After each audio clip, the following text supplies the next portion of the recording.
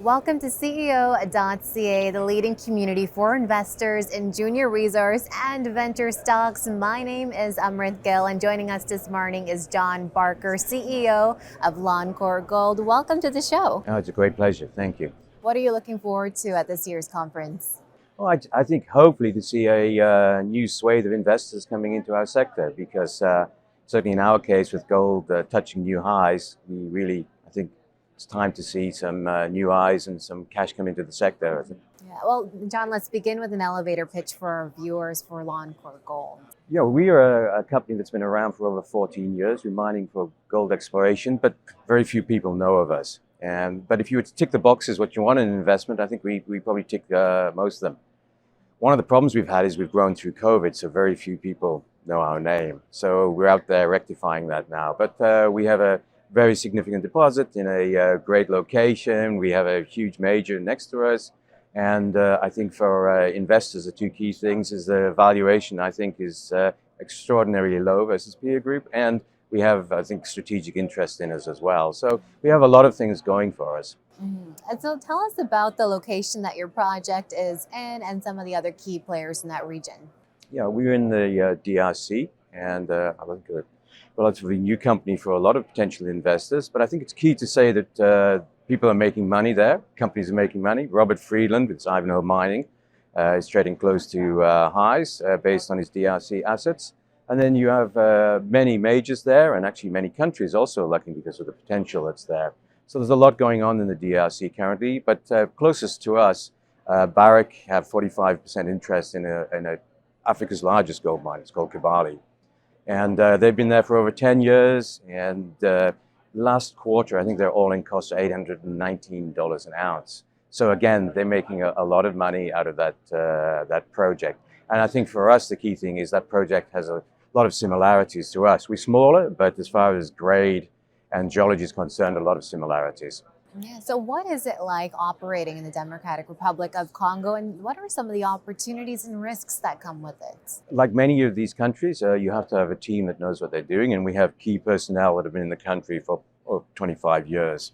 And we have them placed in positions to really make sure that everything runs smoothly. So that is undoubtedly key. It's a cliche for many, but for us, that's how it works.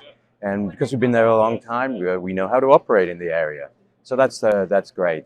You know, as far as the opportunities are concerned, this came up 14 years ago when the assets were put together. Nobody was really looking in that area. We knew that the forerunner of Barrick, Randgold, was looking there, and we can go and access it. But the opportunities, for example, working with the government, we have a mining license already for our major project. That hurdle is gone. We don't have that potential risk there. The government already has its 10% interest. We can drill pretty quickly now because we've got infrastructure at Kibali. So there's a lot of opportunities for us, I think, to drive the project forward beyond the 4 million ounces that we currently have. You mentioned drilling, so do share some of your plans for drilling this year. Sure. So we control 4 million ounces, and the majority of it is in one project, namely Adumbi, 3.66 million ounces, and that all sits within a proposed pit shell. And so and the other thing about it is it's an exceptional grade. We did a PEA on the project back in the end of 2021, and it's expected to be mined about 2.16 grams a ton. As I mentioned, it's as good, if not better, than Kibali's exceptional grade. So, you know, that's where we stand currently, but we have no idea what's happening below the 3.66 million ounces. Of course, to drill, you need cash, and many juniors have been struggling. And over the last couple of years, we've gone to very supportive shareholders time and time again. But the amount of money we needed to drilling, it was going to be, you know, a tough sell again. So what could we do? Well, what we decided to do was sell one of our secondary assets. We sold it in December for 13.5 million Canadian. That money is coming into the company, and that allows us now to put a drilling program below the pit at Adumbi. And if you look at our website or you look at our most recent presentations, you can get detail on that. But in essence, we're targeting 5 million ounces, and hopefully again at the grades that are as good, if not better, than Kibali is currently mining underground. Early signs are that we have widths and grades that are really excellent. So we have now the cash, and we're going to be pushing ahead with drilling there. In total, what is your current cash position? Well, because of that inflow that's coming, we have around 9 million US. You want to look in US dollars? Yeah.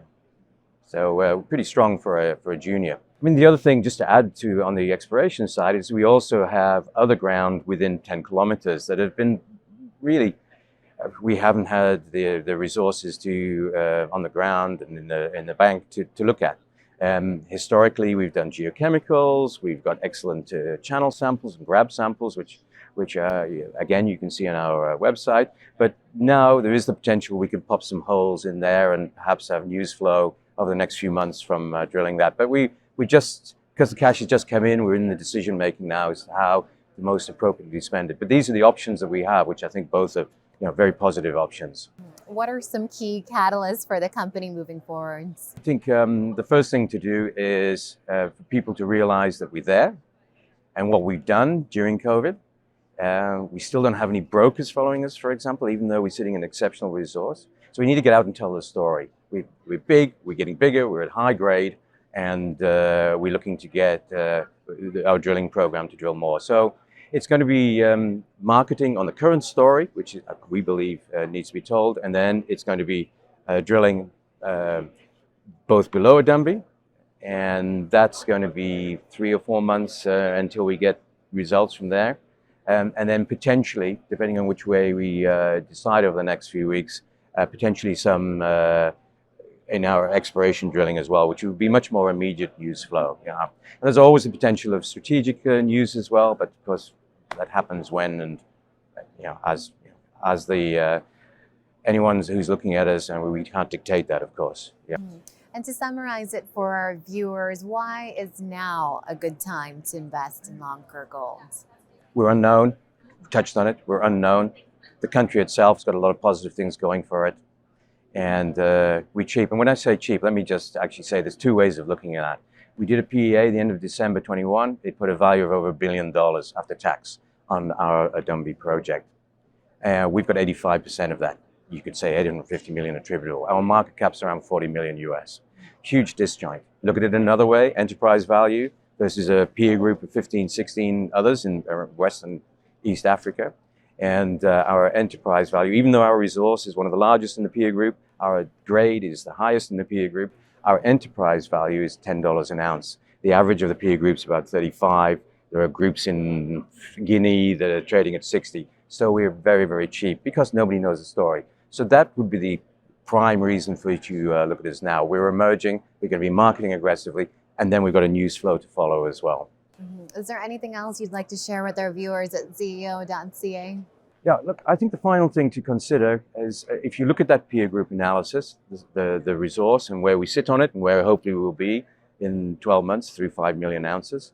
You look at the grade, the highest that's on there, and then you look at the enterprise value. If you look at the other groups that have been either acquired or in the process of being acquired, they're sitting at $50, $60, $70 an ounce.